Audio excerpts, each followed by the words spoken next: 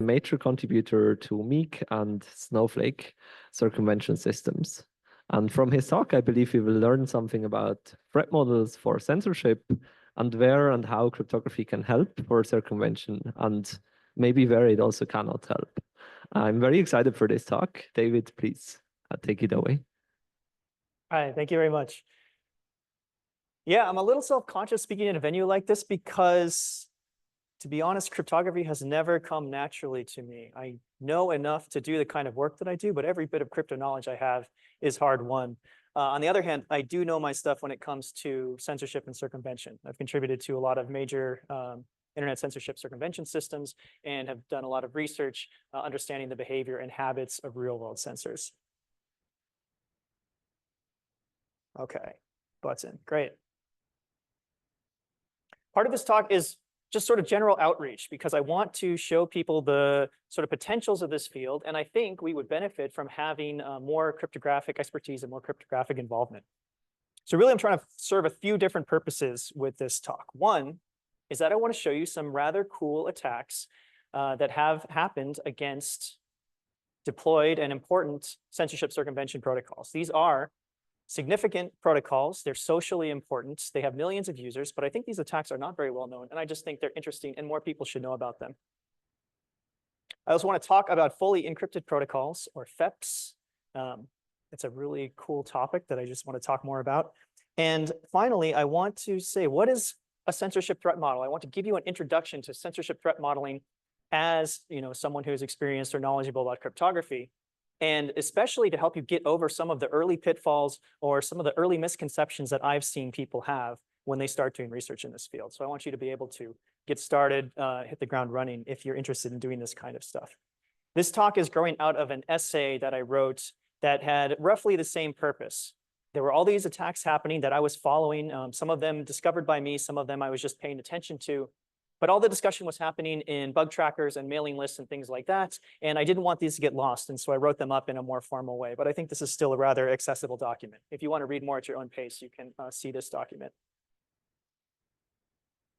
Let's start by defining what we mean by censorship and circumvention. This is the rough picture I almost always have in my mind when I'm thinking about censorship stuff. There are variations possible, but this simple model will cover a large variety of general cases. We have some network shown in red here, which is the sensor-controlled network, right? This often corresponds to like the boundaries of a country or the boundaries of an AS or something like that. There's someone who's exercising control over this network called the sensor. And inside the censored network, there is a so-called client, a censored client, who's subject to these controls by being inside this network. There's something outside the sensor's network, we often call it destination, and the client is trying to communicate with the destination, but the sensor is preventing direct access. And that can take a variety of forms. It could be because the sensor doesn't like the destination's identity. It could be an IP address, it could be a domain name, something like that. Or it could be the contents of the communication, what you're saying. It could be that you're trying to send something through there and it's got some keywords or something, and those keywords are what the sensor wants to block. In any way, straightforward communication between the client and the destination is being interfered with by the sensor. And circumvention is finding ways to enable this communication despite this sort of adversary in the middle interference. And we need to make a necessary assumption here, which is that the sensor derives some benefit from allowing some forms of network access. Otherwise, the sensor trivially just shuts everything off and no communication is possible. Within that threat model, the sensor is powerful enough to do that, but the sensor has incentives not to do that. And if you think about how this maps to the real world, for example, a government that's censoring the internet still wants its citizens to get online in order to like do work, to earn money, to like pay taxes, be happy enough not to like immediately revolt and things like that. So you get some benefit by allowing some network access, but you want to be selective as a censor, allow some, but not allow all of it. And that's really where the art of censorship circumvention comes in, which is that circumvention is sort of blurring that decision boundary between what the censor wants to allow and what the censor wants to block, and making those two difficult to distinguish, right? People, cryptography people are like distinguishability. Now you're speaking my language. We try to make that distinguishability problem difficult And ideally, in extreme, what we push it to is that the sensor is faced with an all or nothing decision. Like either we block everything or we allow everything. And then we hope that the cost, the utility calculus works out that the allow everything is the more attractive option for the sensor.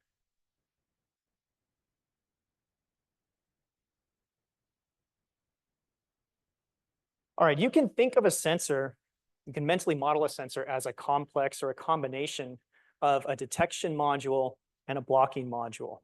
There's some part of it that says for each packet or each flow or each connection, whatever your unit of analysis is, whether I want to allow this or whether I want to block it. And there actually are shades. There's sort of a continuum between allowing and blocking. You can also have like throttling in the middle. We're not really going to get into those fine details. But you have something that does the allow block decision, and then you need something that actually enforces that actually allows the allowed traffic and blocks the blocked traffic. And both of these can be lossy and imperfect filters and technologies. When we model sensors, we try not to put limits on them. Sometimes we make some computational assumptions, we put some bounds on them. We always assume, they're bound by the laws of physics. They cannot guess crypto keys. They cannot do things that we think are computationally impossible. But otherwise, we generally allow them to be pretty powerful. And they can inspect any traffic that's going by. They can inject their own traffic. They can tamper with existing traffic, anything like that. But I'll mention a few of the detection things that actually exist in practice, that actually are a problem in the real world for people facing censorship. One big one is the destination IP address. You just block IP addresses or block ranges of IP addresses. Very, very common. Another is the TLS SNI. People know what SNI is? Server name indication in TLS. Yeah, I think it's actually not as well known as it should be, but every TLS connection has the destination hostname in plain text as part of the client hello.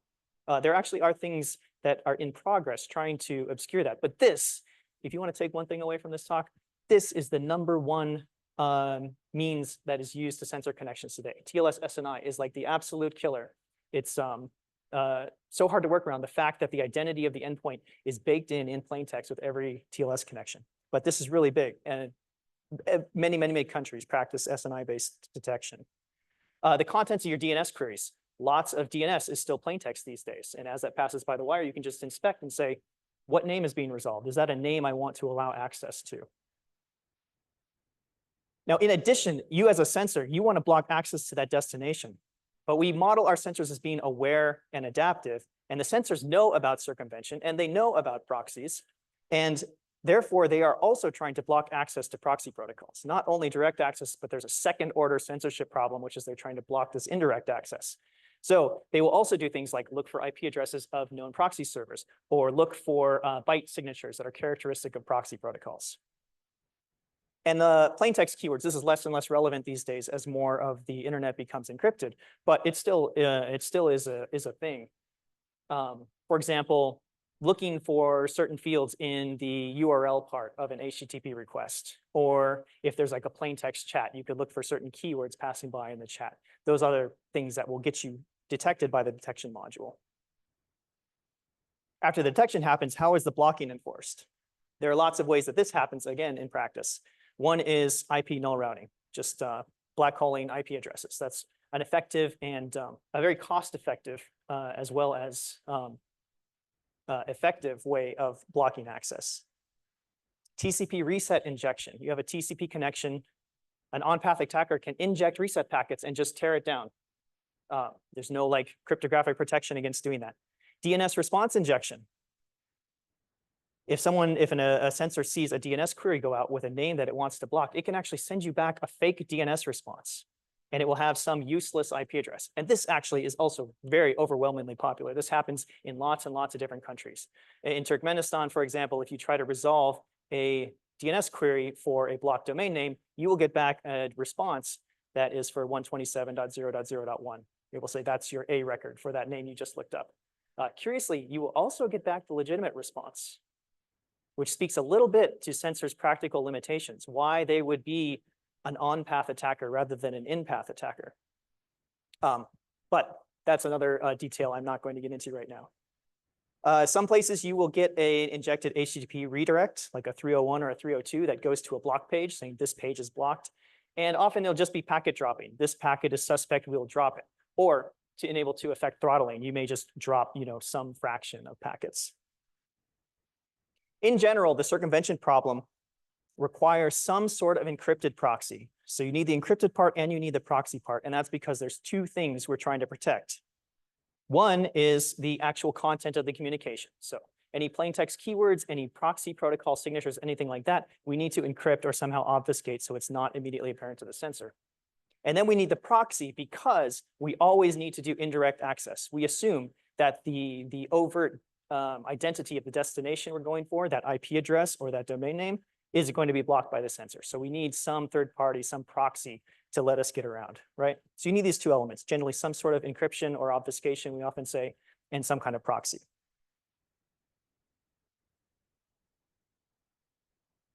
The attacks I'm going to show you today are all examples of attacks on fully encrypted protocols. There's a class of censorship circumvention protocols known as fully encrypted protocols. This is something that has existed for a long time and has developed informally for more than a decade and has seen a lot of use in censorship circumvention and is only recently, in the past 1 or 2 years, starting to be formalized and given cryptographic security definitions and things like this. I'm really, really excited about this work. And if you want one important takeaway from this talk, it would be read these 3 papers on this list if you haven't heard of fully encrypted protocols and become familiar with it, because I'm really excited about it. What does it mean to be a fully encrypted protocol, or FEP? It means that every byte in the protocol, from beginning to end, appears uniformly and independently random. So unlike TLS, where you've got some plain text stuff like your cipher suites and your plain text SNI, or unlike SSH, like we saw this morning, where you've got this version number and you've got some sort of cipher negotiation, fully encrypted protocols are not allowed to do that. Every byte has to be computationally indistinguishable from random. Kind of an interesting challenge, right? If you think about it, how do you actually achieve that? And these start to define some of those, and they give some example constructions and things like that. If I show you these 2 graphics and I tell you every pixel corresponds to 1 byte in the protocol, I've just concatenated all the packets in the protocol and extracted the bytes, and every pixel is a byte value from 0 to 255. Can you tell which of these protocols is TLS and which of these is a FEP? Yeah, right. So the one on the right is TLS, because you can see it's got this like dark smear at the top, and what that is a bunch of non-random bytes. That's actually the client hello you're seeing at the top there. And I think if you look very closely, you can also see some like record headers and stuff, but they're much shorter, but they will also be mixed in there among the pseudo-random bytes. And the one on the left here is actually a protocol called OBS4. It's a very common one used, especially with the Tor protocol. But this gives you an idea. Now, if it is surprising to you that a protocol that looks like this could be useful for censorship circumvention, this is like the first step in calibrating your mental model. This was also surprising to me, because you look at this and you say, but wait a minute, most protocols don't look like this. So why can't I distinguish this weird, totally random protocol from something like SSH or from something like TLS? Why don't we just like check for randomness and block it? It's a really good question. These types of protocols are sort of unreasonably effective, and no one knows exactly why these are so resistant to censorship. We have some like good ideas, we have some speculations, and we can make some justification, but I think no one really knows why these have proven to be so effective for circumvention. But you can just take my word for it now that they are and have been for more than a decade, and these are like among the most important class of circumvention protocols. And in fact, there are distinct lineages of these. Different developers have hit upon this idea at different times and developed the idea independently, and it's just proved so effective that have continued to be used even to today. So I know of at least 3 distinct lineages of fully encrypted circumvention protocols. There is the ShadowSock's lineage. One of the attacks we'll talk about today is in ShadowSock's so-called stream ciphers mode. And then there is a successor to that they call AEAD ciphers in ShadowSock's. Another lineage, the OPS lineage, goes way back to 2009. There was obfuscated OpenSSH, led to OPS2, led to OPS3. Scramble suit broke the naming convention, and then OPS4. And OPS4 is actually pretty good. You can see it's a decade old and still being used. There are things now that looking at OPS4, we say we would do things a little differently, right? There are some things that we would repair, but the only protocols that you can say that about, that you can actually complain about, are the ones that have survived this long. So it's actually generally pretty good, and is really one of the workhorses of circumvention today. Another one is VMES. This is often used in the V2 Ray circumvention framework. So this idea has just been hit upon multiple times in history and has just proved to be really effective.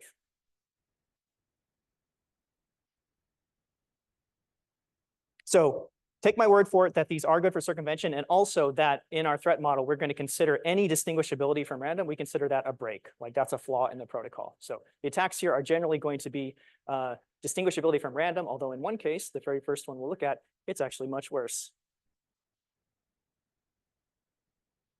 Okay, now we get to the first actual attack. And this is on shadow socks, and it's in an older mode of shadow socks, which it's sort of an abusive terminology, but they call this like stream ciphers mode. This is not my discovery. There's a write-up you can read here, Jinyan Peng. I did sort of write another version to try and explain it at a more leisurely pace, and also extended some of the attacks, which you can also read here. And you should know that stream ciphers are now deprecated, partially as a result of this attack. And there is a newer AEAD ciphers mode that that is recommended, but it's still documented. We hope that it's actually going to die out with being deprecated. But we'll get into the attack. This is a quick example of what the Shadowsock stream ciphers mode looks like.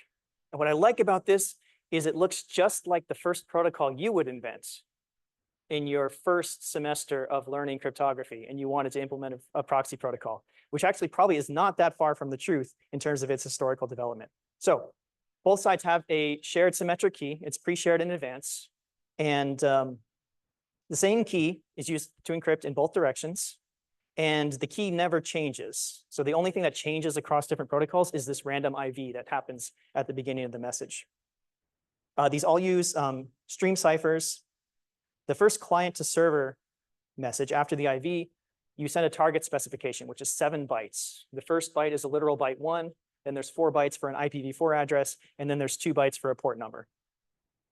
The Shadowsock server receives that stream. It starts to decrypt. It decrypts the first 7 bytes. It checks for the first byte being 1. Then it decodes the IPv4 address and the port number, and then it makes a TCP connection to that requested destination.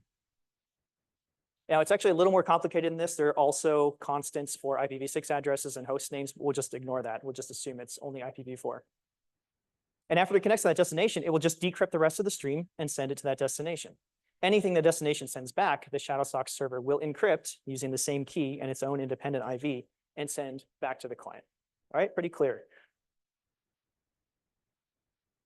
This here, just this much information is enough to imply the attack. It's not the same IV, although I did find one implementation that erroneously did use the same IV. It's not supposed to be the same IV.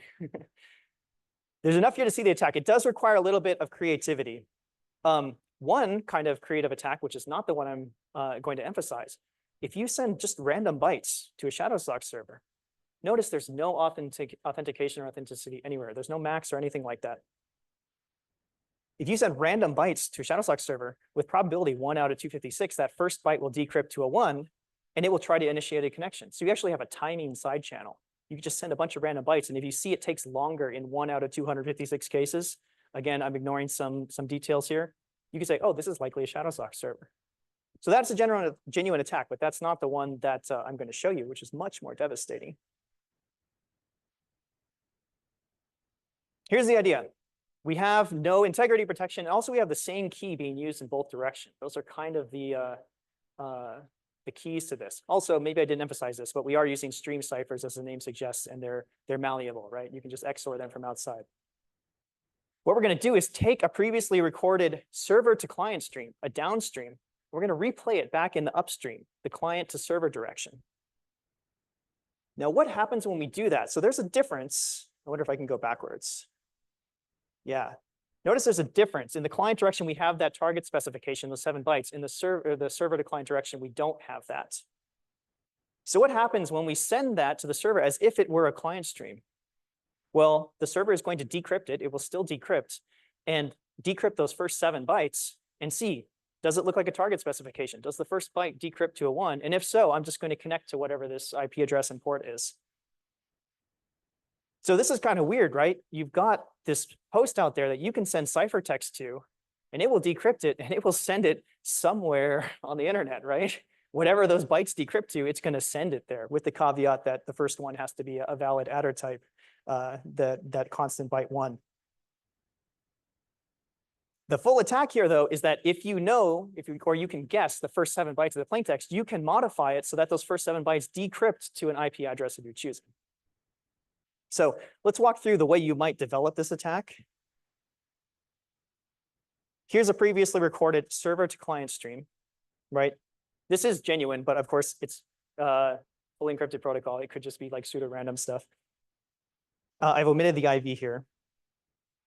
If you send this to the Shadowsock server, behind the scenes, this is information the attacker wouldn't have, but if we look behind the scenes, the server will log this message, unsupported adder type 72. Anyone offhand know what 72 is? What is 72 in ASCII? 72 is capital letter H. And what that is it's the first byte of HTTP/1 dot. So here's how you do the full attack. We start with that recorded stream. We take the first 7 bytes and we XOR in this ASCII, HTTP/1 dot. And then we XOR in our own target specification. You see it starts with the constant byte 1 there, and then there's an IP address and a port. Now, when the server decrypts it, it will see the first 7 bytes is a constant byte 1, an IPv4 address, and a port number. And that is going to be anything we want. And we can have that server just send that decrypted plaintext back to us. I don't know. It's a really cool attack. Now, the other thing I really like about this, besides this protocol being like a very natural to implement protocol, right? This is the kind of thing that you do when you're beginning with cryptography. I remember helping TA security courses, and students would have questions like this, like, why do we care about chosen ciphertext attacks? If an attacker messes with the ciphertext, won't it just decrypt to gibberish? And for example, in the talk this morning, it will mess something up at the application layer and things are just going to fail eventually. Anyway, and here's an example where we really care about ciphertext integrity. And another one is when we play this like adversary game in a chosen ciphertext attack scenario, why is it realistic to give an attacker access to a decryption oracle? How would you ever have that in practice? And here's an example in a non-contrived, very naturally developed protocol where that can arise.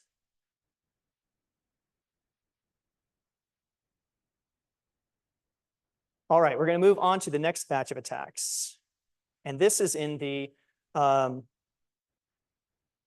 protocol, and specifically in just the key exchange part of the OBS4 protocol.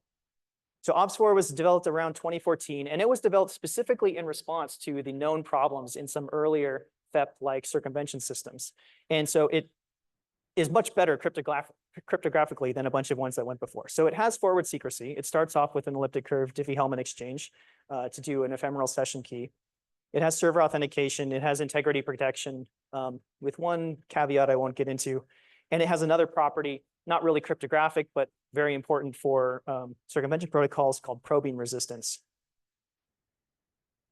Now we do this Diffie-Hellman elliptic curve Diffie-Hellman exchange, we have a problem, which is that if you send elliptic curve points straightforwardly on the wire, they are distinguishable from random, right? If you send an X and Y coordinate, you can just say, oh, they satisfy the curve equation. Even if you just compress it down to the X coordinate, you can still tell these are not random bits. So you need some way to obfuscate those keys that you're exchanging because you don't have a shared session key to encrypt them yet. And you need to do it in a way that looks like random because that's a security requirement of the protocol.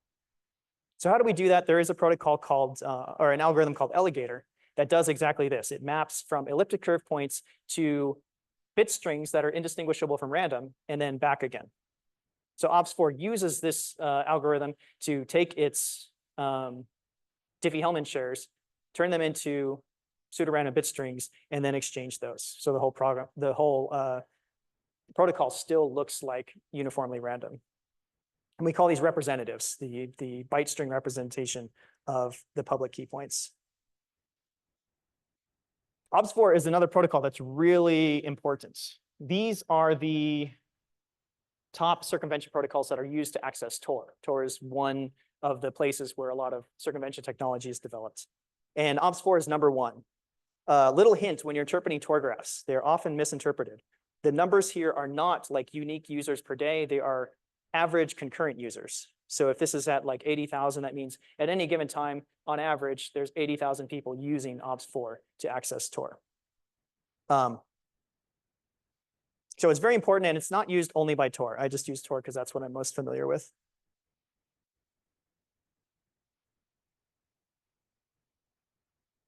There were three ways in which these Diffie-Hellman shares, these public key representatives, were distinguishable from random. Some of them kind of non-obvious, and we're going to go through those. These are the three attacks that we're going to talk about on OBS4. The first was that the representatives were what we say are non-canonical. Has anyone used Alligator before or knows how Alligator works? Okay. The final step in the Alligator inverse map, which is what takes you from a point to a byte string, is to take a square root in a finite field. And there is an easy to miss requirement that this square root is supposed to be what has come to be called canonical, meaning that it needs to you need to designate just about half the field as being non-negative, and it needs to only map to those non-negative elements, right? So this one detail, the implementation that was widely used at the time of Alligator, missed this one detail. And what that means is that it would systematically give you either a positive or a negative square root, depending on the input. And to put that in practical terms, what it means is that bit 254 of your byte string was not independent of the lower order bits, right? It was a consequence of those bits. And you could see that correlation, and you could say this is definitely non-random if you observe enough of these over time. Oh, and I should say all of these OBS4 attacks have the same sort of flavor in that they are passive attacks, but they're also probabilistic. By looking at one connection, you can't be certain. You're going to have to look at a bunch of connections over time to build up confidence that this really is non-random.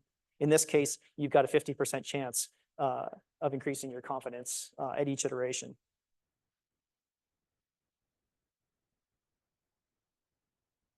And so the way you attack this is you have a suspected OBS4 connection.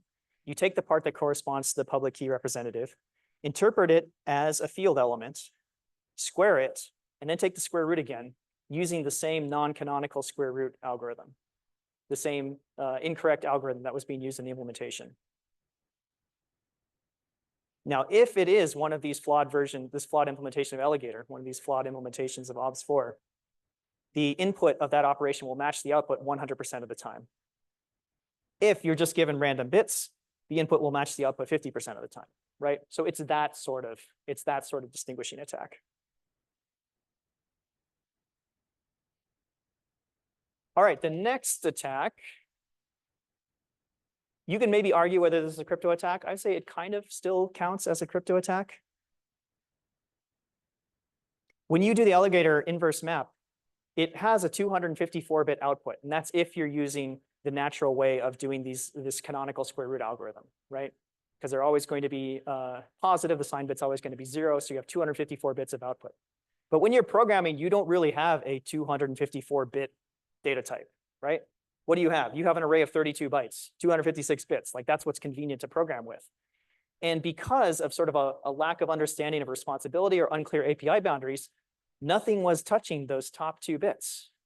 I mean, the second to last bit was being set as a result of the previous distinguishability flaw, but the top bit was never being set. And you could just look at a bunch of these connections and say, oh, this bit is never being set.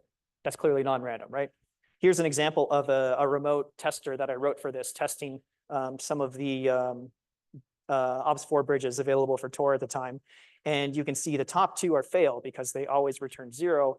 The third one returned a mix of 0 and 1, and so it passes the test. We could say, according to this test, we cannot say that it is not random. The reason why I say this maybe counts as cryptographic is, there is such a thing as misuse-resistant cryptography, and this is one example of how this is an API that is just easy to misuse. And this one is probably the most subtle one. This one was discovered later. This attack was discovered later than the earlier ones. So curve 25519, which is used in this key exchange, it has order 8p, where p is a large prime. And the X25519 key exchange kind of has your back. It does a lot of things to protect you against small subgroup attacks.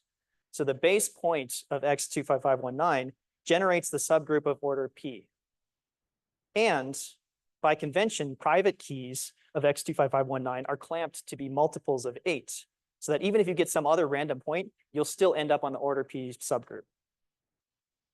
But when you're doing the alligator representation, you do not want things that are only on the order P subgroup, just because random strings do not always map to the order P subgroup. This is very, very easy to overlook. There is a write-up by Luc Vaillant, who was implementing alligator and has a section in his write-up called dodging a bullet. I mean, this is very non-obvious if you read the alligator paper. I mean, there are a lot of pitfalls. So the attack here is, again, you observe a suspected handshake. You take that public key representative, you map it to an elliptic curve point, you multiply by P, and you check, is it always the identity element? And again, you have the same sort of balance of increasing confidence with multiple observations.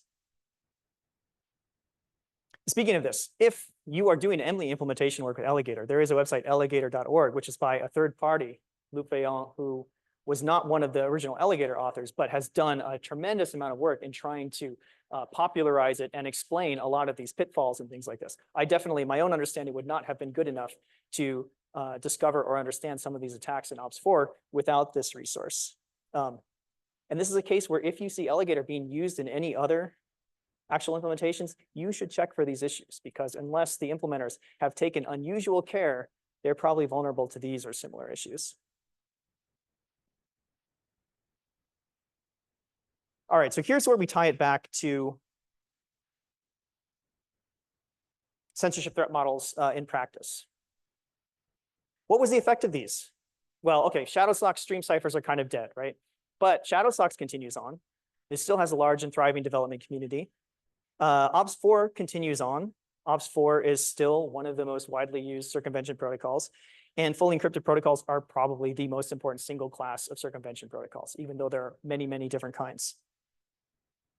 You may say, David, I'm aware of this research that said in China, the Great Firewall was blocking protocols that appeared to be encrypted. That's true. But what you don't get from reading that paper is that that detection actually went away after a while. So that's kind of a curious, that helps enrich your mental model of how sensors work. It's not true anymore that fully encrypted protocols cannot be used in China.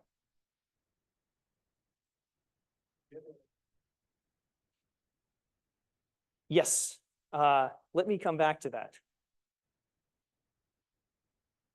So why is it that despite these cryptographic attacks and these weaknesses, why do these continue on being strong and important? Well, one of it is that circumvention crypto is necessary, but not sufficient. And it's often not the weak link in this whole chain of things that have to go right in order for circumvention to happen. In cryptography, you often talk about distinguishers. We often say classifiers when we're talking about network stuff. But a sensor is more than just a classifier, right? This is how I picture it to myself. A sensor is a classifier plus a cost model. It's like plus a utility function. And the costs are very, very asymmetric. And that means in a crypto context, you may be interested in something that is non-negligibly different from 1/2, right?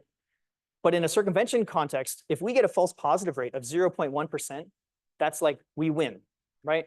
Because if you're falsely classifying, if you're blocking 0.1% of network traffic in order to catch the 0.0001% or whatever of actual circumvention traffic, you're actually just going to be breaking, you're going to be wrecking a lot of utility of the network.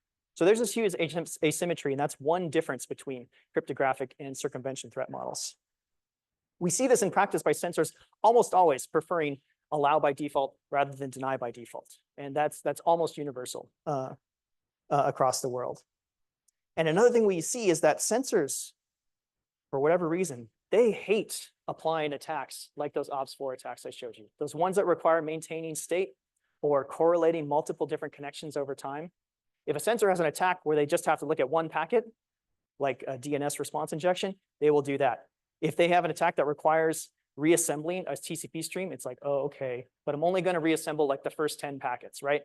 You see these sorts of cost constraints start to creep in, because when you're doing stuff on a big network like international transfer point, you actually have to be somewhat concerned about what is the computational and what is the memory cost of all these operations that I'm doing on every connection? So this is a little insight into the sensor mindset. Another aspect is this worse is better idea, right? You've probably seen this, this essay, and it's got a phrase in it that I've always loved. Worse is better has better survival characteristics than the right thing. And ShadowSox to me kind of is an example of worse is better. It can be criticized cryptographically on a lot of grounds. Even the newer ShadowSox AEAD has some shortcomings. But because it's so simple to implement, it's so easy to understand, this whole ecosystem and market has grown around it. There are people who know the protocol, who can provide user support, who can do documentation, who can sell this stuff commercially. It's really hard to beat that kind of advantage. And so what I mean to communicate by saying all this is that it's not that cryptography is irrelevant to circumvention. I think circumvention stands to gain from a lot more involvement by people who know cryptography really well, and you could help shape the future of the field. But we also have to have due respect for all the other forces that matter for these things in practice. All right, we're almost done, but I'm going to teach you a Chinese word. The word is jiqiang, and this word means airport. It's just the ordinary Chinese word for airport. But it's also Chinese slang for a ShadowSox or similar reseller. So there are businesses in China that will set up some ShadowSox servers on some VPS somewhere, or they'll set up some Ops4 servers. And then you pay them money, and they give you an IP address, and they give you a password, and they say, here's your server that you can use for circumvention. And it's a huge market in China. This is a big thing. The reason they call them airports, by the way, is because of the ShadowSox logo, which is a paper airplane. Such that China is the Great Firewall of China is often held up as like the most difficult sensor, the most extreme sensor. But really, if you're deploying a censorship circumvention system in China, your greatest competition may not be the Great Firewall, but your actual competitors, right? Your business competitors, because there's so much back and forth, and it's so developed there. So this is another way in which the real world threat models may not match your intuition. All right, we're just about finished. And now we should have enough background here to answer a question. This is another question I often get. And I hope you have the perspective now to consider this thoughtfully. We need an encrypted proxy. Why don't we just use TLS to some random IP address? Why doesn't that suffice for circumvention? Well, there's a few reasons. One is that there's TLS and then there's TLS. If you implement your TLS client and server using like the normal Python libraries, the normal Go libraries, the normal Rust libraries, you will get blocked. And why is that? Because of TLS fingerprinting. There are different ways to implement TLS, different ways to order the fields in a client hello, all things like that. And if you do that incorrectly, and you don't look like Nginx, or you don't look like Chrome, or you don't look like Firefox, you'll get blocked on that basis. And this is real. This has happened to me, in fact. Another is active probing. Think about this attack scenario. The sensor client connects to its secret TLS proxy. The sensor in the middle observes this connection happening and says, this is a little bit suspicious. What I'm going to do is I'm going to make my own TLS client connection to that same server. And I'm going to try speaking a proxy protocol to it. And if it responds in the way that I expect, I'm going to block it. This also really happens. This is also an attack you need to worry about. You need some way to mitigate that, which is separate from just TLS super encryption. But the big problem here, the real killer, is how do you communicate that server's identity to your users without also communicating it to the sensor? The users generally are people you don't know. You need to somehow get it out there to them. How do you do that without giving that up to the one who's going to block your servers? And this is the endpoint blocking aspect of circumvention, which I didn't get into very much here. But in my mind, it's almost harder than the protocol obfuscation part. The good news for this venue is that there is also a place for cryptography in this problem. A good place to start, if you're interested in this, is this paper from last year, LOX. And it is a crypto-based paper. It uses anonymous credentials in order to build up a reputation for users in order to avoid giving bridge identities to untrustworthy users, people who are agents of the censor, and thereby getting them blocked. So there's a space for cryptography also in this very fascinating aspect of circumvention. Okay, that's the end. I'll just add one note that I run a forum for censorship and circumvention. where I try to connect researchers and developers. A bunch of research projects and published papers have come out of this forum. We try and stay on top of news and things like that. If you're curious about this, subscribe to the forum and see if anything strikes your fancy. But now I'll take your questions. Thank you.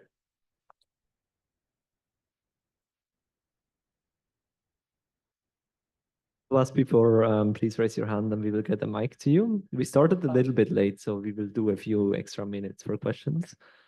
I remember we had a question here, why the blocking of high entropy connections stopped in China. Speculation about that is that maybe it actually did have too many false positives. The paper about that, really excellent paper, by the way, talks about possible mitigations about overclassification, and you can see those built into it. Actually, that sort of classification only affected certain IP address ranges. It wasn't every connection. It also only affected a 25% subsample of all connections. So it's almost like you can see there were some mitigations against overblocking. Yeah. Thank you for the talk.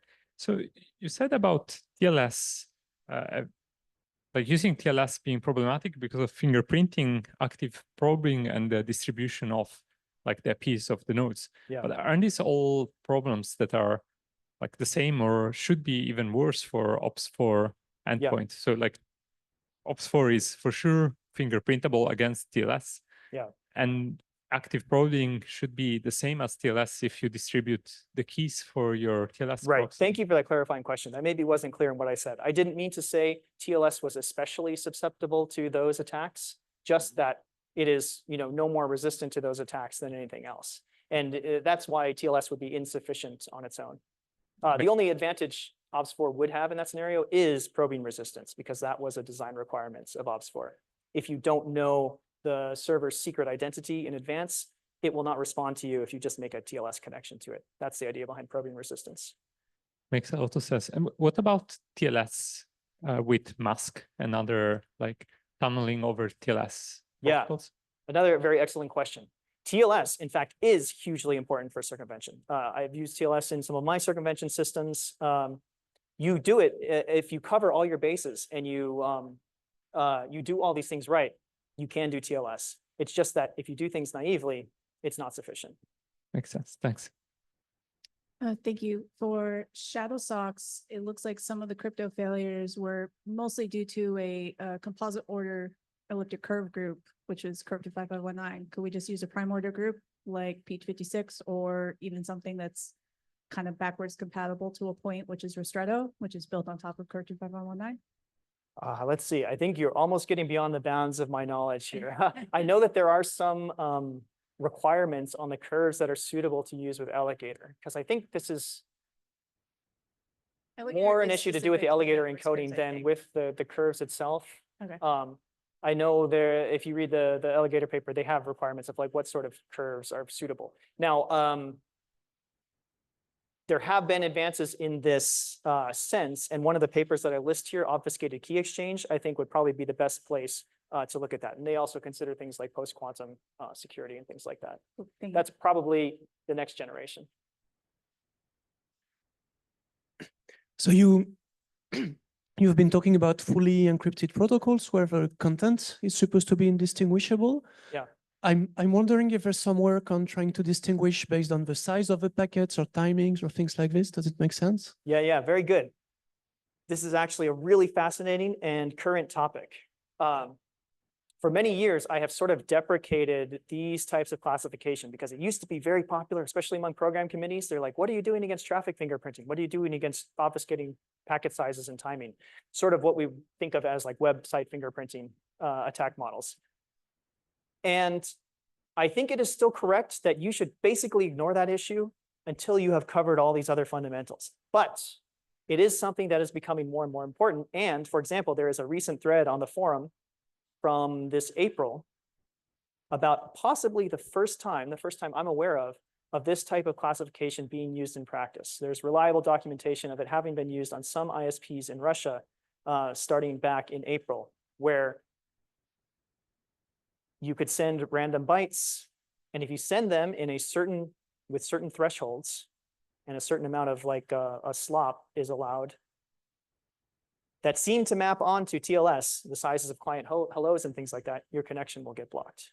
So this is the first time we've actually seen that in practice. It's actually one of my current research interests, and one of the things I'm working on is making tools more able to shape their traffic in order to counter this sort of threat. But yeah, you're absolutely right. After everything is random, you still have things like packet boundaries and timing. Thank you. Thank you very much for the question. I think at this point we should cut the questions, but if you have more, please find David in the break or over lunch and discuss it more with him. So let's thank David again.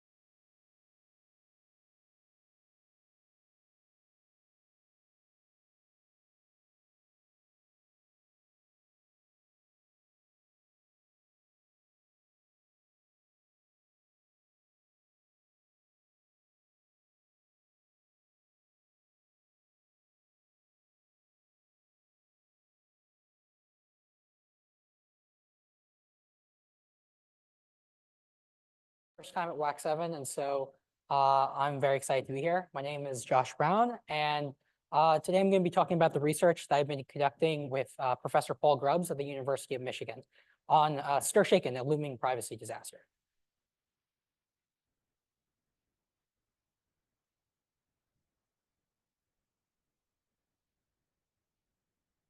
For many people, robocalls are a daily occurrence. You may have received a call like this that you've won a free cruise or offering some technical support. These calls are quite frequent. In fact, fraudulent scams and robocalls cost Americans billions of dollars a year and have been for decades. Recently, you might have seen screens like this. The phone on the left has somehow identified a call to likely be spam. If you go to your recent calls list, you might even see a check mark, which, if you tap for more information, indicates that the call has been, quote, verified by the carrier. Some carriers even allow you to report calls to them. Today's talk is about the system that underlies these features and the privacy concerns we have with it. That system is called STIR/SHAKEN, and in 2019, the US government passed the TRACE Act, which mandated the use of STIR/SHAKEN for all telecoms operating in the United States. The Canadian government has done the same for all of their telecoms, and there are plans for even further international adoption. We found security and privacy flaws both in the design and implementation of STIR/SHAKEN. For the first time in the 150-year history of the telephone system, call metadata is cryptographically non-reputable. There's a new de facto requirement that call metadata is leaked to off-path third parties, especially for calls that traverse the legacy telephone network. We've also discovered numerous PKI issues in this ecosystem. To understand the scope and how STIR/SHAKEN is deployed, we conducted a survey of telecoms and have received 29 responses so far.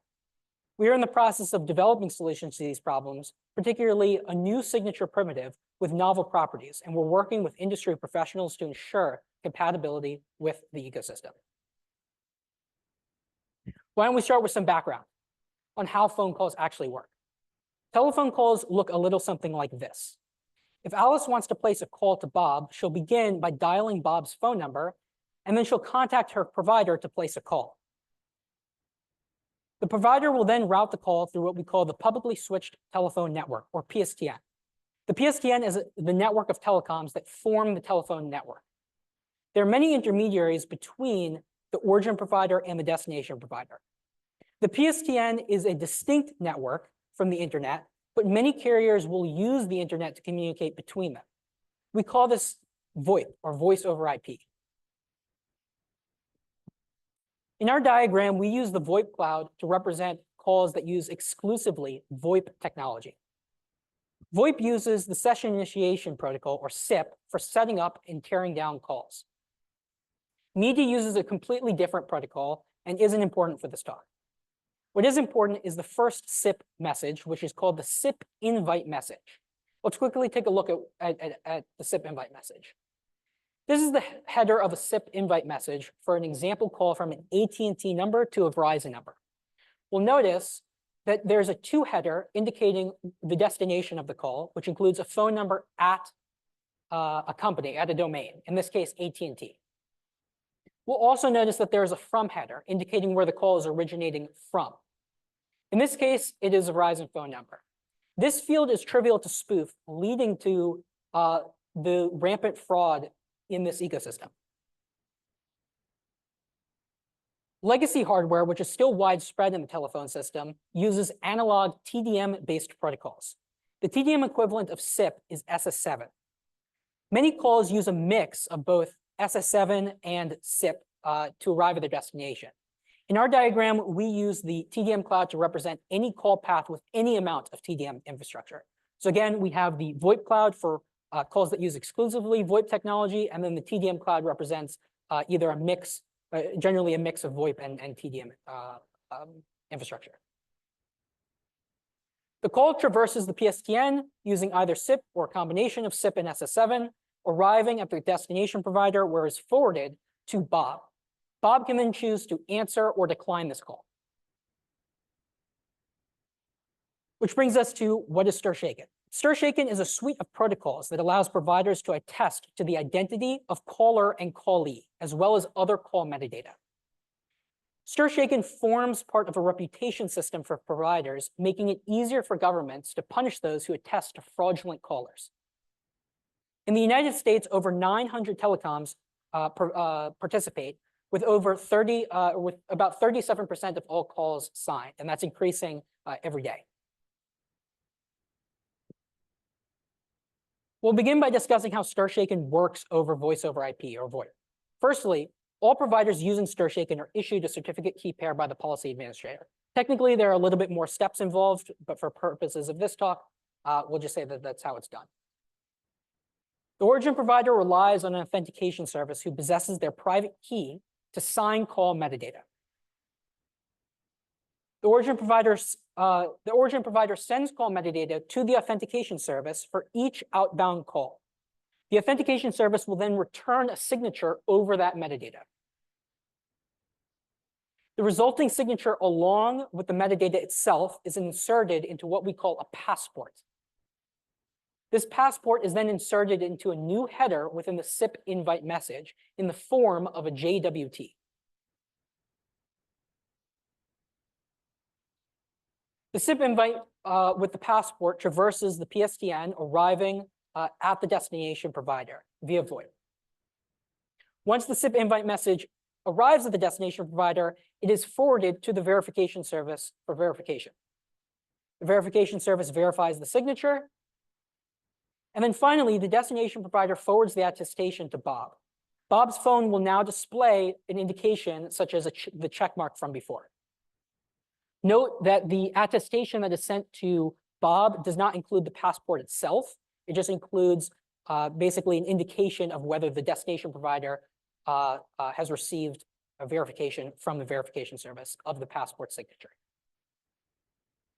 If the destination provider detects fraud or the destination user, Bob, reports the call, the destination carrier can report the origin carrier to the governance authority. If you're familiar with message franking, this step should look quite familiar to you. Let's take a closer look at what the SIP invite message looks like when using STIR/SHAKEN.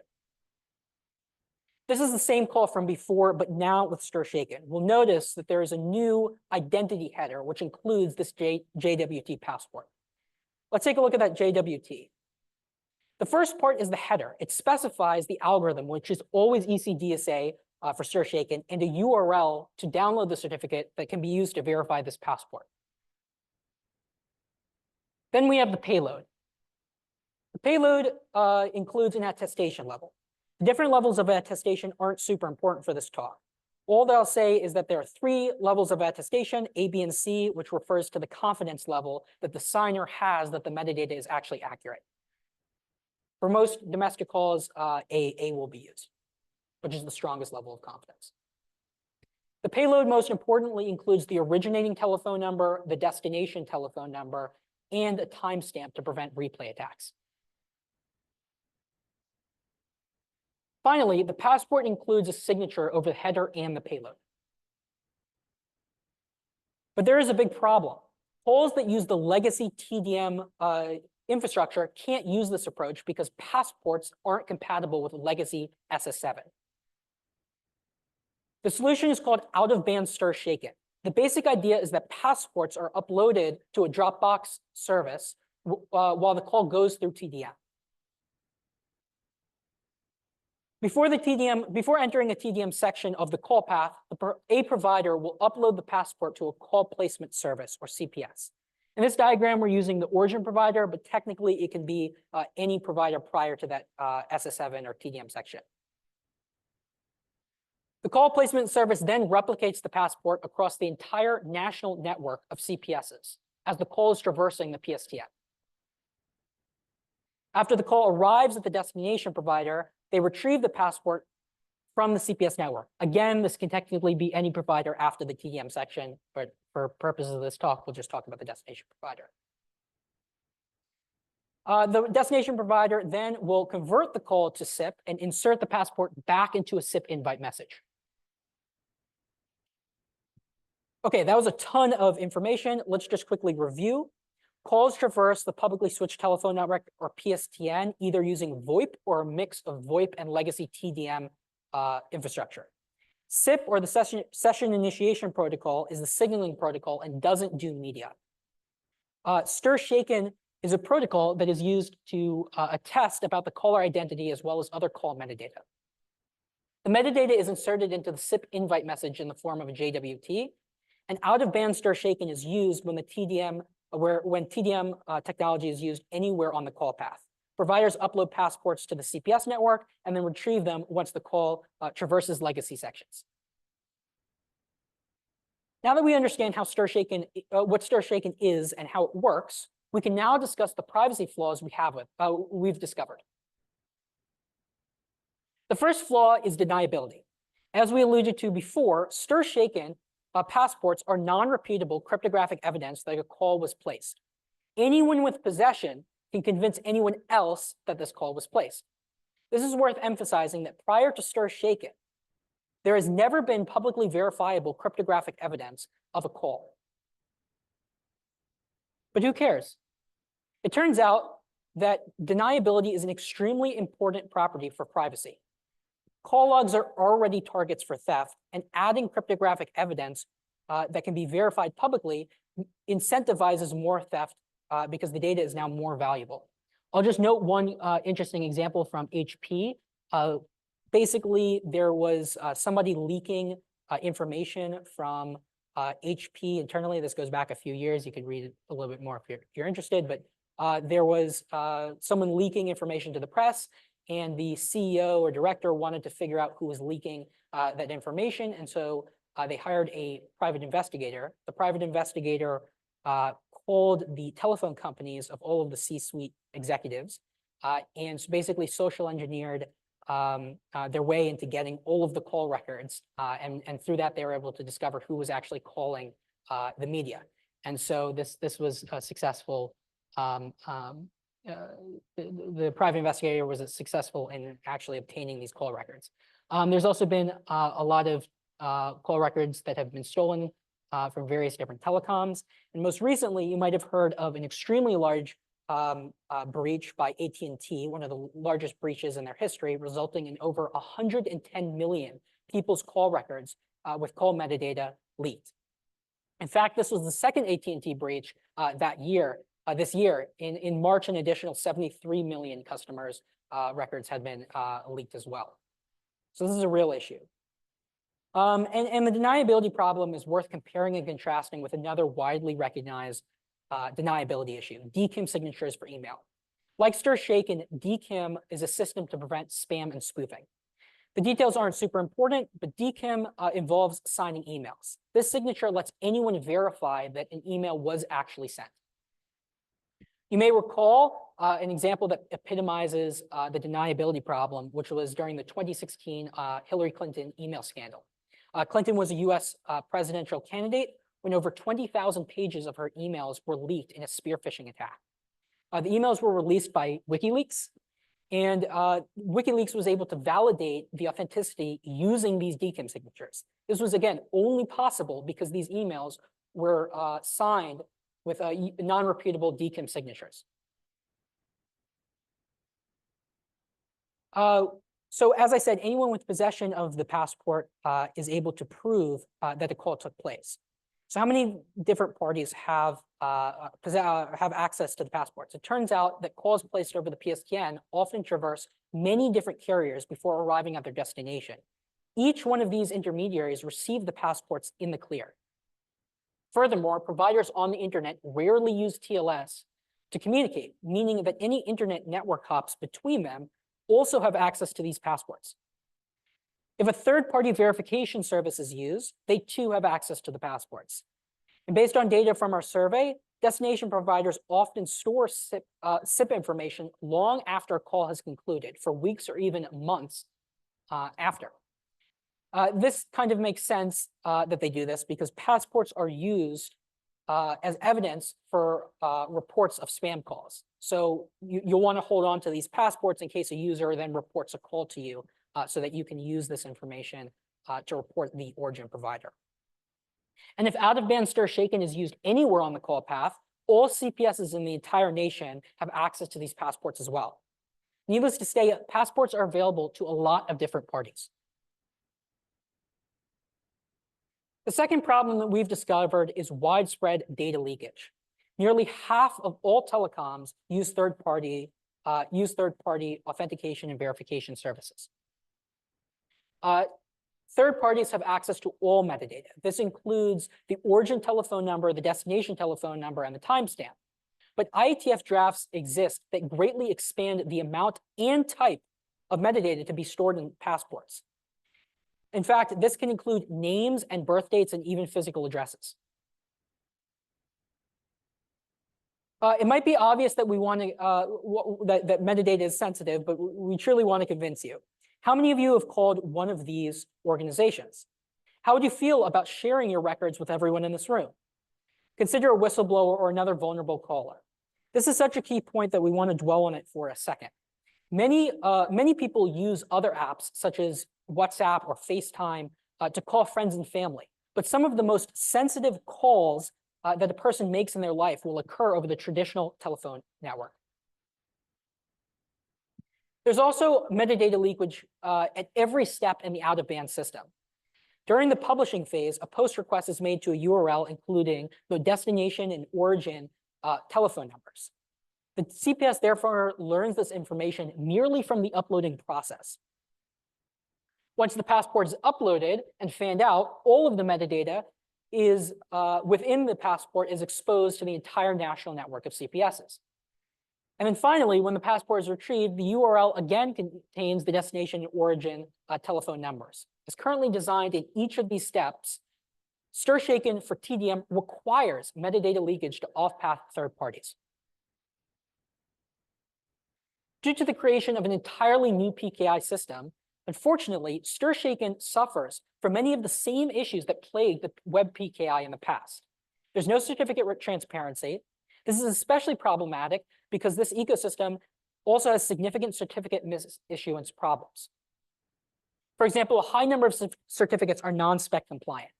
Stir shaken also has a variety of certificate and other revocation issues. Finally, the policy administration is the policy administrator is a single point of failure for the entire PKI system. We found numerous other issues as well, but that's enough for now. Now we'll take a look at our in-progress work at designing solutions to these problems. We'll first want to define the properties we wish to achieve from our design. The first property is metadata hiding. We don't want third-party authentication or verification services from learning anything about the call metadata. One naive approach would be to hash the metadata with some randomness and then have the authentication sign this. However, if the same party operates both the authentication and verification service, they can correlate these values and learn the origin and destination pair. This brings us to our second property that we desire, which is unlinkability. We don't want the authentication and verification service to be able to correlate caller and callee numbers or provider pairs, even if they collaborate. We also want passports to have deniability, so they are not evidence of a call being placed. The existence of a passport shouldn't convince anyone, any third party, that a call took place. But while we don't want intermediaries to be able to prove a call took place, we do want the destination provider to be able to report the origin provider to the governance authority with cryptographic evidence. This is similar to message franking, where we want the recipient of a message to be able to report the message sender to a moderator, if you're familiar with that. And of course, we don't want intermediaries to learn the contents of the passports. We understand that some metadata is leaked to these parties for routing and other means in SIP. But especially given these IETF drafts that are expanding the type of metadata that is included in passports, we don't want stir shaken to be another way metadata is accessible to these parties. We're still working on a scheme that fulfills all of these properties that's compatible with the ecosystem. However, we've theorized solutions that fulfill some of our security goals today and are compatible with the ecosystem as it exists now. The first solution is blind signing. Prior to sending the metadata, the origin to the authentication service, the origin blinds it. The authentication service only sees the blinded metadata, preventing the third parties from accessing this raw information. The authentication service signs the blinded metadata and returns the blinded signature to the origin provider.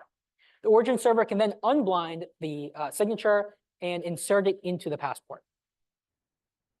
The second solution we believe that is compatible with this ecosystem would be blind verification. In this scheme, the passport would be blinded by the destination provider. The destination provider then forwards the blinded passport to the verification service and returns the verification result. We call this type of primitive a blind verification scheme. We believe that this is the first ever exploration of this type of problem in cryptography. Blind verification schemes aren't known for any of the signature schemes that seem likely to be used here, such as RSA or ECDSA. We're thinking about how to design them currently, and in conjunction, blind signing and blind verification would fulfill some of our security goals for unlinkability, blindness and unlinkability. Using the standard signature algorithms, we'd still have reportability, but not deniability. An alternative approach is using KeyForge, designed by Specker, Pard, and Green, which was originally designed to solve the DKIM signature, the deniability problem in DKIM signatures. The authentication service would sign the metadata using a special signature scheme. Periodically, say every 15 minutes or so, the authentication service would publish part of its signing key to a bulletin board to let others forge call metadata. Because calls that needed to be verified or needed to be authenticated with that part of the key will have already been validated, this doesn't break authenticity. It's not known how to do blind signing with KeyForge constructions, but we believe that we can adapt some techniques relatively easily to achieve unlinkability. A bigger problem is reportability. After the signing key is released, anyone can make fraud call logs and report them.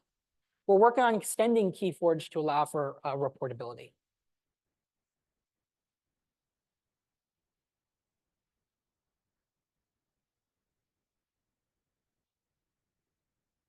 So we also have asymmetric message franking, or AMFs, by Tyagi et al. Which is another possible basis for a solution. Similar to designated verifier signatures, they're similar to designated verifier signatures if you're familiar with those. Signers sign to a specific public key. Only the holders of the corresponding secret keys can verify these signatures. Anyone can forge a signature. However, the destination provider and governance authority are the only ones that can actually distinguish these forgeries from real signatures. Without their secret keys, real signatures and forgeries are computationally indistinguishable. So again, the governance authority and the destination providers are the only ones that can tell the difference between legitimate signatures and forged signatures. And so we are able to obtain both deniability and reportability. While it's not known how to integrate blind signing and blind verification into AMFs, we're working on it and are confident that we can extend classical blind signing protocols to the AMF construction, giving us the first two properties. With some additional work on the PKI side, we can distribute public encryption keys and simply encrypt the passports to ensure the contents are hidden from intermediaries. The solution checks all of our boxes. But an interesting practical issue of actually implementing this is that in the current publicly switched telephone network, it's not always easy to ascertain who the actual destination provider of a call is. We don't have enough time to go into why this is, but it leads us to believe that the best recommendation is to use something fairly easy to deploy now, today, and then develop a better protocol that can be incrementally deployed later. With some work, a KeyForge-like solution seems easier to deploy given the current restraints. And then once the PKI is more mature, the solutions on this slide can be implemented. Our solution for out-of-band stir shaken builds on RFC 8816. I won't go into detail now, but I do want to highlight an interesting observation that we've made that's fairly easily deployable. We realized that there are some unused fields in the SS7 messages. And so we can use them to store a short random label that can be used as an index for the CPS network. Unfortunately, SS7 implementations vary between regions, making a general solution difficult, but at least in the United States, we believe that this is possible. So instead of using the origin and destination telephone numbers to index these passports, we can just use a random label and then insert this short random label in the SS7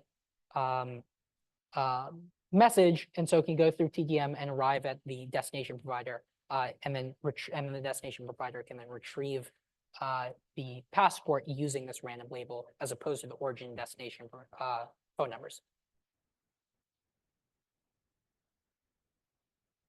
Finally, I'll review the survey results. So almost a fifth of all telecoms built their own stir shaken implementation in-house. This is highly concerning for a variety of reasons. We aren't really confident that telecoms are properly equipped to build this type of software securely. We also learned that 60% of telecoms found that stir shaken has been a burden. In fact, the quote up there, "I hate stir shaken," kind of encapsulates a good portion of the feedback we received from telecoms. In fact, when we were conducting this survey and we called these telecoms, many of them didn't really want to speak to us. However, once we mentioned stir shaken, they had a lot to complain about. So that was actually easier than we thought it would be. Telecoms also don't believe that stir shaken has been effective at combating robocalls. This makes sense. Stir shaken is still being rolled out. Not all calls use them, and there isn't a hard fail mechanism. So if a call doesn't use stir shaken or it doesn't, or signatures fail, calls aren't blocked. And so there still might be a perception while this is being rolled out that stir shaken is not as effective. We've also seen that so this is a really interesting phenomenon that I'm not sure the stir shaken designers really thought of, but about 20% of telecoms have received inquiries to route fraudulent traffic through their network.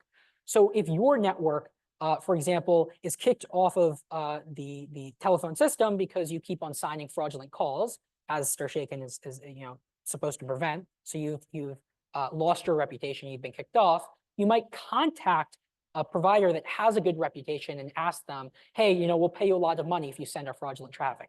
And so 20% of telecoms have received inquiries to route this fraudulent traffic. We also found that over 80% of telecoms store call metadata after a call is concluded, and about 20% store some amount of call metadata indefinitely. So these are just some of our survey results. So in conclusion, stir shaken is a brand new protocol that is in use by all telecoms operating in the United States, and there's plans for further international adoption. Stir shaken is an ecosystem that that has a variety of privacy and that we found that has a variety of security and privacy flaws. There's non-repeatable cryptographic metadata that a call was placed. There's also new metadata leakage, especially for legacy calls.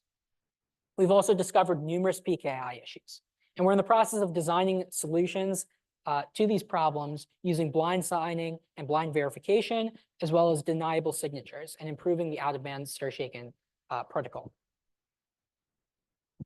I want to give a special thanks to Matt Hardman and Ryan Hurst from Martini Security for helping us understand this ecosystem and ensure that our solutions are actually compatible with it.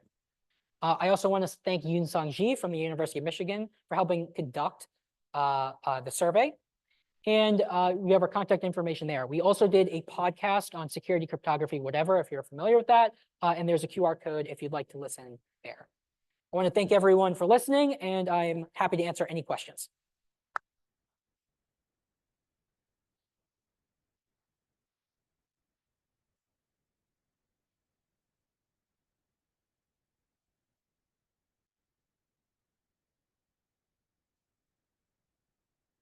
Hi, thanks for the call.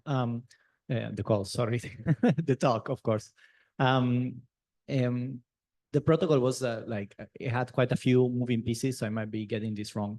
But you mentioned that the passport can easily be spoofed. And so they are because this is Alice address, but at the same time that is cryptographically signed so that it's non-repudiable. Does it mean it's easy to frame someone as having received a call from someone they shouldn't have, so to say?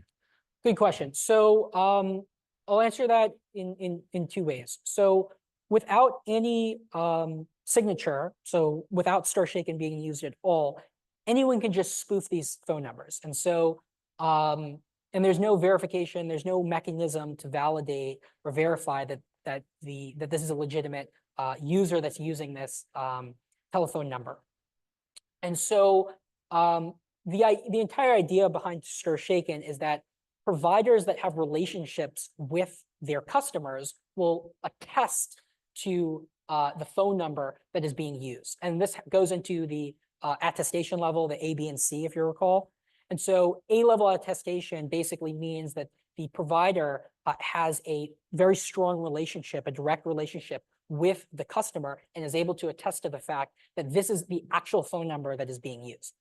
And so what that prevents is that puts the provider's reputation on the line to ensure that the caller is using phone numbers that they are supposed to be using.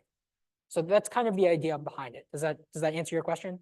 So if you want to spoof, you have to find a bad provider. You have to find a bad provider, and then once you spoof calls and start doing fraud, the provider will be kicked off the network, which is why we saw a lot of providers asking other providers to forward their fraudulent traffic. Another provider or the initial one will sign the passport then. Yeah, so then another provider would sign it who has a good reputation. Again, you're putting your reputation on the line every time you sign a call. And so the idea here is you're incentivizing providers to ensure that fraudulent traffic isn't going through their system, because they might be kicked off the telephone network or the stir-shaken system. Thanks. I was going to ask, so you said that people actually do that companies or providers actually are getting kicked off the stir-shaken network? Yeah, so providers who forward fraudulent traffic are investigated, and then so this could, many times this isn't an intentional thing. You might have a customer who is sending fraudulent traffic and you don't know about it, and so an investigation is done. You determine, okay, this customer's sending fraudulent traffic, and so you ban that customer. But other providers who consistently send fraudulent traffic and do not do anything to prevent that fraudulent traffic will then be kicked off. Yeah. So, but then what prevents those providers from just falling back to since not everybody's using this network, wouldn't I just go ahead and go without this extra level of verification? Does that make you less likely to get your call accepted? Is that you get the spam risk? Exactly. So Okay. if you receive a call on your phone that says spam likely, you're probably less likely to accept it. And again, we're still in kind of a transition phase of getting stir-shaken deployed. The eventual, I think, goal of stir-shaken is to have a much stricter mechanism where if calls are not properly signed and do not pass validation, then they will be either blocked, silenced, or the user will have discretion on how they want to handle that. But the point will be that you'll be able to easily discern calls that are validated, calls that aren't, and those that aren't are just not going to be accepted or answered frequently. Thanks. Thank you for your talk. Thank you. You mentioned earlier that passports were also saved for people who called hotlines, for example. How do they justify saving these passports for hotlines? Obviously, if they call a hotline, it's not spam. So, good question. So historically, there has been legislation that requires providers to store certain metadata after a call has concluded. Afterwards, I can provide a little bit more information on that if you're interested. There's a lot of reasons why this is done. And so there are some legal mandates to do this. Specifically with stir-shaken passports, I don't believe that there is a mandate to store this information. But if you're storing the entire SIP invite message, which you might do because it's, you might not extract the specific information, you might just store the whole thing, then you might include these passports as well. Also, again, you still might want to be able to report fraudulent calls, and so you'll want to have this passport in order to report this information. Yeah. Thanks.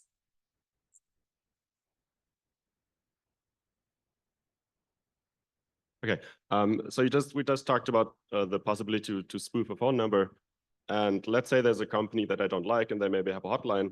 I could spoof their phone number, call a phone that I have, and report that number, and then eventually that phone number would be flagged in the network and would be blocked. Do you have an idea how often I would have to do that to get a number blocked?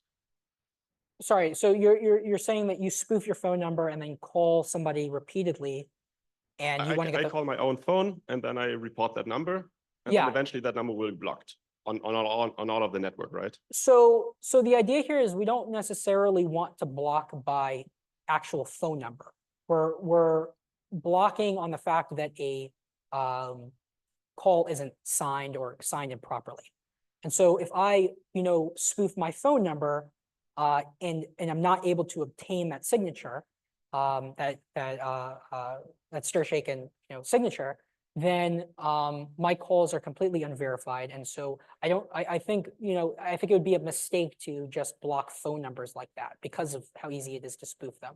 I think that the proper approach would be to ensure that calls are validated and verified using stir-shaken, and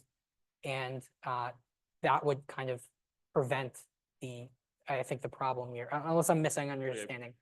But if I have a company and I just reportedly report their number whenever they call me, will they eventually get blocked? Oh, I see what so the reporting process. Okay, so yeah, so the reporting process isn't just a simple, you click report and it's done.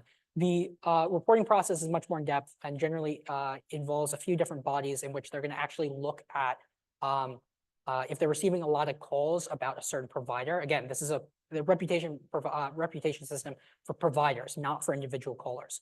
So if they're receiving a bunch of reports about a specific provider, then they'll start investigating that provider, looking at the traffic, which is another reason why call logs are stored, by the way, to be able to backtrack and figure out who is placing these calls, why were they being placed, and why is this being reported so frequently.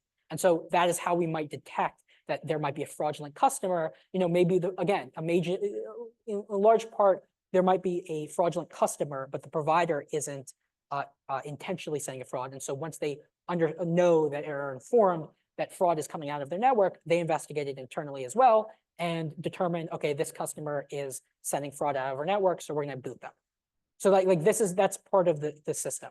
The reporting system isn't just an automatic, you're kicked off the network because, or your phone number's blocked because you're reported so many times. Okay, thanks. So do you know if there was a stated reason for why they're trying to get richer metadata into these things? Like, why do we want the entire subscriber account info as part of your call? So the ITF draft actually describes this a little bit, but I believe the idea behind it is so you can include, more information when, when you go to answer a call, you might want more information to come up, or if if you receive a call and you want to figure out information about who called you, you go and click on the info and it shows this information automatically. Again, this is a voluntary thing. The caller would be providing, or the caller or the origin provider would be providing this information. And so it would be likely that this would be an intentional, I want to share this information with people I'm calling, but I don't necessarily want to share it with everyone else. Thank you very much for the questions. I think that's the end of this session. Let's thank Josh again for his talk. Thank you. And so now there will be the lunch break, which is at the La Guerra Dining Commons. If you don't know where that is, I suggest you follow other people. We'll be back here at 2 p.m. So please make sure to be back in time. The first talk will be Blast Radius, breaking the radius protocol with chosen prefix MD5 collisions. So see you at 2.